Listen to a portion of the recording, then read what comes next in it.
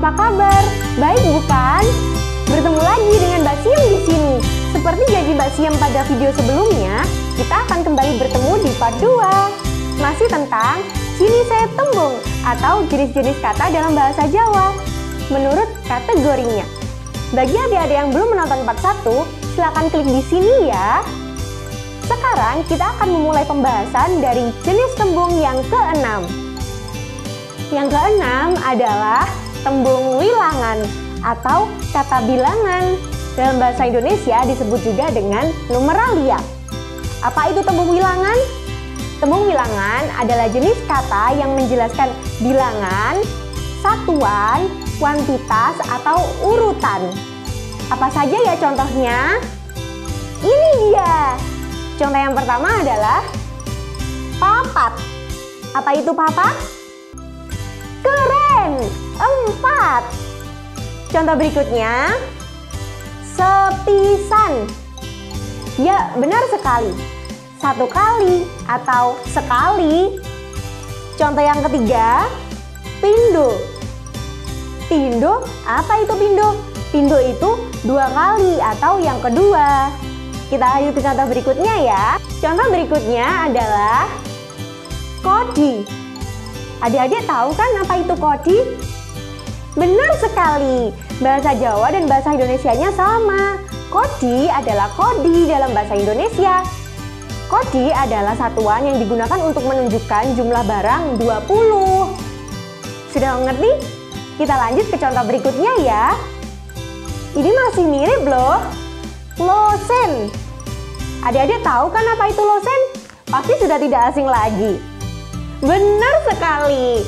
Losen dalam bahasa Indonesia disebut dengan dosin, yaitu satuan yang menunjukkan jumlah barang 12. Sekarang kita ke contoh yang terakhir. Ini dia, jinah. Masih mirip kok, sama-sama satuan untuk menghitung barang. Tapi jinah ini jumlahnya 10. Yuk kita lanjut ke jenis tembung yang ketujuh. Kata yang ketujuh adalah tembung ancer-ancer. Tembung ancer-ancer dalam bahasa Indonesia disebut juga dengan preposisi atau kata depan. Seperti namanya, kata depan selalu berada di depan kata benda atau nomina. Contohnya, ini dia, eng. Tahu tidak apa itu eng? Wah, benar. Eng adalah di. Biasanya kalau kita menyebut di, selalu diikuti oleh nama tempat. Iya bukan? Atau nama benda? Misalnya, di meja atau di sekolah. Dalam bahasa Jawa kita bisa mengatakan eng mejo dan eng sekolah. Kita lanjut ya ke contoh yang kedua. Ini dia, menyang. Menyang artinya adalah ke. Seperti menyang pasar, menyang kantor. Mudah bukan? Ini contoh yang ketiga. Tekan. Tekan artinya adalah sampai atau hingga. Contohnya adalah esok tekan sore. Artinya pagi hingga sore. Atau aku wes tekan kene. Artinya aku sudah sampai sini. Bisa dimengerti? Kita lanjut ya. Ini dia, soko. Apa ayo artinya soko? Benar sekali, soko artinya dari. Contoh kalimatnya, tape digawe soko telo. Artinya, tape dibuat dari singkong. Seperti itu. Mudah bukan? Kita lanjut ke contoh berikutnya. Ini dia, kanggo. Artinya adalah untuk. Kanggo contoh kalimatnya seperti iki surat kanggo ibu. Artinya ini surat untuk ibu. Seperti itu. Bisa dipahami kan? Yuk kita lanjut ke jenis tembung yang ke-8.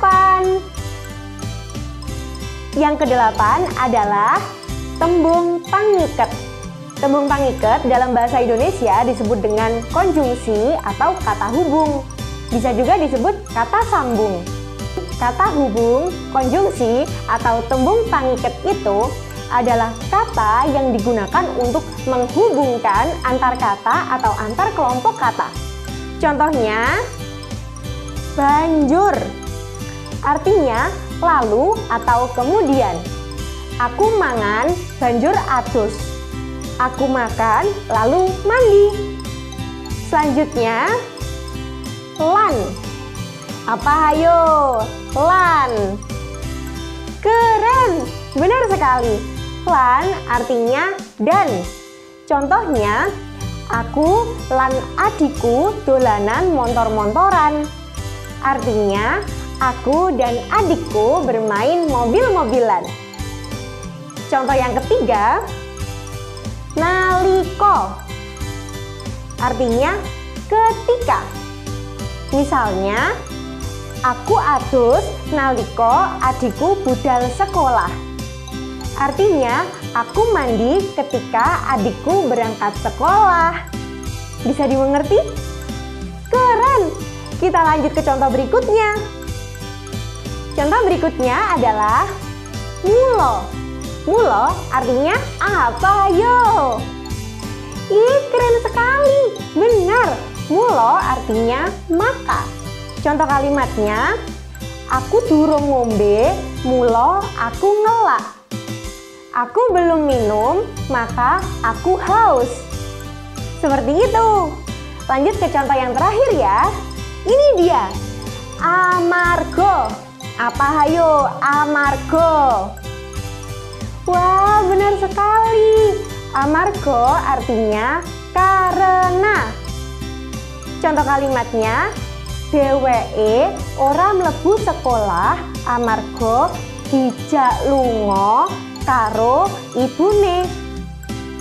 Artinya, dia tidak masuk sekolah karena diajak pergi ibunya. Seperti itu. Bisa dimengerti? Sip, keren. Kita lanjut ke jenis tembung yang ke-9 ya. Yang ke-9 adalah tembung pangilah. Dalam bahasa Indonesia, tembung pangilah disebut dengan artikel atau kata sandang. Kata sandang ini adalah kata yang digunakan untuk memodifikasi nomina dengan tujuan 1. Memberikan julukan. Yang kedua, memberikan penghormatan. Dan yang ketiga adalah memberi penjelasan tambahan yang diperlukan oleh nomina yang bersangkutan. Yuk, langsung kita lihat contohnya saja. Ini dia contoh yang pertama. Si. Iya, sama dengan bahasa Indonesia, artinya adalah si. Contohnya seperti si kancil. Bisa dimengerti? Yuk lanjut. Ini dia yang kedua. Sang. Seperti kita memberi kata sang pada sang ratu, sang raja. Seperti itu, dalam bahasa Jawa juga sama. Sang ratu, sang rojo, sang noto, sang narendro. Artinya sama kok. Yuk kita lanjut ke contoh yang ketiga. Ini dia. Dang. Dang ini artinya hampir sama seperti sang. Memang sekarang sudah jarang digunakan, tapi itu juga masih digunakan dalam beberapa naskah berbahasa Jawa. Contoh penggunaan kata dang biasanya diikuti oleh nama panglima, nama patih, atau nama guru yang sangat disegani. Contohnya, Dang Hyang Durna. Contoh berikutnya adalah Kang. Kang ini artinya yang, tapi bisa digunakan untuk yang memberikan penjelasan, bisa juga diartikan yang untuk memberi penghormatan, seperti Kang Maha Kuwasa, artinya yang maha kuasa. Seperti itu. Ini contoh yang terakhir, hampir sama dengan Kang. Sing juga berarti yang. Namun, sing ini tidak begitu cocok jika digunakan untuk penghormatan, karena sing ini merupakan bahasa tuturan sehari-hari. Contohnya adalah buku sing ireng iku abot banget. Buku yang hitam itu berat sekali.